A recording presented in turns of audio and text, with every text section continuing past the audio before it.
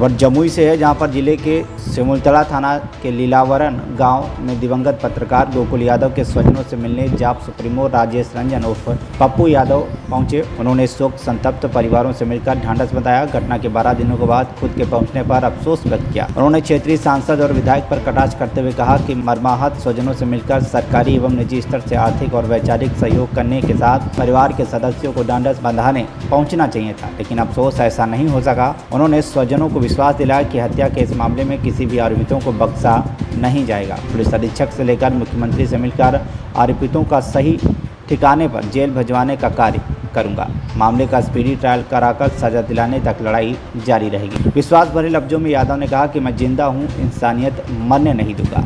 यादव ने 25,000 का नकद मृतक की बेटी के हाथों में देते हुए कहा कि बच्ची की शिक्षा के लिए जो भी सहयोग की आवश्यकता होगी मैं खड़ा रहूंगा। मौजूद रहे पप्पू यादव साहब किस लिए आए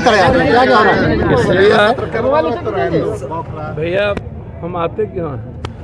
जब इंसानियत होती, जब मानवता पर हमला होता है, जब संविधान और लोकतंत्र मृतप्राय होने लगती है, जब आप अपराध माफिया ये यदि राज करेंगे और लोकतंत्र को समाप्त करेंगे तो फिर पप्पू यादव को तो आना पड़ेगा।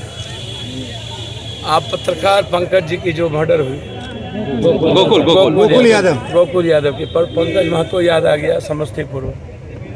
भाई, लोकतंत्र में लिखना, आवाज़ उठाना जो चौथा स्तंभ है, लगातार उस पर हमला हो रहा है। हर दिन हम 2 दर्जन हत्या के बाद आते हैं और लगातार मेरी बातचीत जमुई एसपी से, डीआईजी से, सबसे होती रही। तो मैं देखूंगा कि ऐसे एसपीडी ट्रायल हो। जो सबसे गरीब इलाका है जमुई, बिहार में इससे ज़्यादा गरीब आपको इलाका नहीं मिलेगा। सबसे ज़्यादा निरक्षर, सबसे ज़्यादा बेरोजगारी जमुई।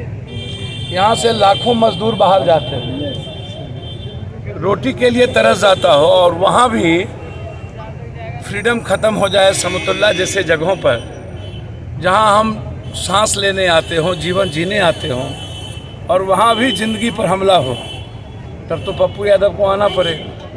ये सवाल बहुत महत्वपूर्ण है कि इतनी बड़ी घटना और अभी तक किसी एमएलए एमपी का नहीं आना और कोई प्रतिक्रिया नहीं देना, सरकार एकदम मूक दर्शक बने रहे, तो कल के दिन हमारे जो चौथे स्तंभ है वो लिखेंगे कैसे? उसकी परिस्थितियाँ क्या हो? इसीलिए 22 तारीख को हम लोगों ने गवर्नर हाउस मार्च रखा है इन सारे मुद्दों को लेकर। महंगाई, जीएसटी, बेरोजगारी और अपराध, जिसमें गोकुल यादव भी एक बड़ा मुद्दा है। और लगातार जमुई में हत्या, लगातार कोई ना कोई बड़ी घटना। इस पर अभी तक मैं पत्रकारों के पेंशन पर तो मेरा है ही, उसके सुरक्षा को लेकर मैं गंभीर हूँ। पत्रकारों की सुरक्षा, और पत्रकार की जब हत्या होती है तो सरकार कम से कम पत्रकार के परिवार को एक नौकरी और 20 लाख रुपया की घोषणा दे, किसी भी कीमत। क्योंकि जो छोटे पत्रकार होते हैं, दैनिक पत्रकार, दैनिक भत्ता वाले, उससे ज़्यादा गरीब कोई नहीं होता। ये ब्यूरोक्रेट्स तो है नहीं, बिल्कुल। ये जो बड़ा बड़ा जो चैनल चलाने वाले और अखबार चलाने वाले मालिक तो है नहीं। वो किसी तरह पत्रकार जिंदगी जीता है, रात में 3 बजे 4 बजे बारिश में, धूप में निकल करके, और दुनिया को अपने कलमों से अपनी बात रखता है, दुनिया देखती है। और जब वो सुरक्षित ना हो तो निश्चित रूप से मैं समझता हूँ कि हम लोगों को पत्रकार सुरक्षा कानून के साथ उनके परिवार की नौकरी और उस परिवार को मुआवजा के लिए हम लोग को एक कानून बनाना चाहिए। और मैं समझता हूँ कि इसका मैं डिमांड करूँ। ये रास्ते सारे बंद, तो इन मुद्दों को लेकर के 22 तारीख को हम लोग गवर्नर हाउस मार्च करने जा रहे हैं 11 बजे। जिस तरह से गठबंधन की सरकार बनी है सर, जेडीयू और राजद की, सर तो कहीं ना कहीं अपराध सर चरम पर। आप हमको एक बात बताइए, कैसी बात आप कर रहे हो यार? गोकुल की हत्या कब हुई है? और इसके पहले हम जितने मर्डर में आए, बीजेपी की सरकार नहीं थी क्या? अभी मधुबनी कोर्ट में अभी 10 जो है वहाँ पे गोलीबारी हुई है।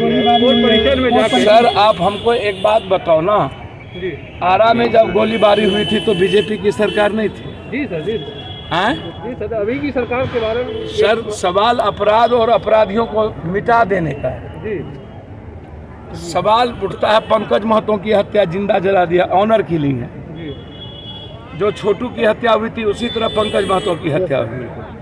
उसी तरीके से लगातार हम मर्डर में, कल रात हम आए मुजफ्फरपुर से, परसों हम समस्तीपुर थे, कल हम एक बच्ची को पटना में गोली मार दी गई, इलाज के लिए पैसे नहीं थे तो जाके उसके 25,000 रुपया देके इलाज शुरू करवाया। तो अपराध और अपराधियों को संरक्षण कौन देता है? यही नेता और सोसाइटी ना।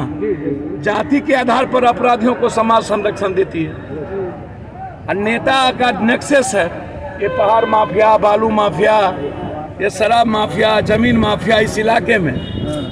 और गरीब पर कोई बहस नहीं है, बेरोजगारी पर कोई बहस नहीं है सर। तो हम बेरोजगारी पर लड़ने वाले लोग हैं सर। लगातार लोगों की मांग है सर। जमुई से सदानंद कुमार की रिपोर्ट, TV1 इंडिया न्यूज।